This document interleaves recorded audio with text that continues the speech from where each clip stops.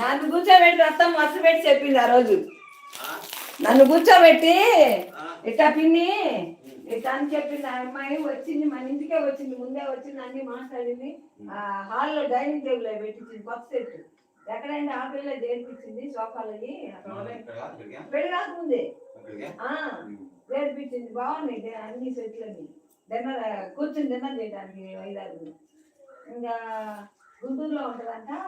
అన్నీ చెప్పింది. మేము కూడా అన్నీ ఉన్నట్టు చెప్పాము. ఈ నువ్వు సుఖపడలేవమ్మా, వీటితో చేసుకున్నా, అది ఇది మా ప్రాబ్లమ్స్ మొత్తం చెప్పాను. అన్నిటికి ఓకే. నాకు ఒక ఫ్యామిలీ కావాలి, అంతవరకు నాకు ఇంకెక్కువ ఆయన ఆయన నన్ను బాగా చూసుకుంటే చాలు.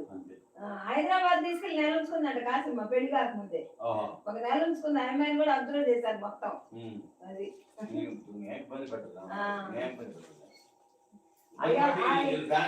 అసలు ఈ అమ్మాయిని ఎవరు పెట్టేవాళ్ళు ఇక్కడ? అసలు ఆ ఫ్యామిలీలో ఎవరు లేరండి. రత్తమ్మ కూడా అమ్మాయి ఎలా ఇబ్బంది పెడితే మళ్ళీ వాళ్ళ ఫ్యామిలీ లేకపోతే వాళ్ళ అసలు పెడితే ఇంకా ఆ పిల్ల పెట్టాలి కానీ వీళ్ళని, వీళ్ళని ఎవరు లేరు.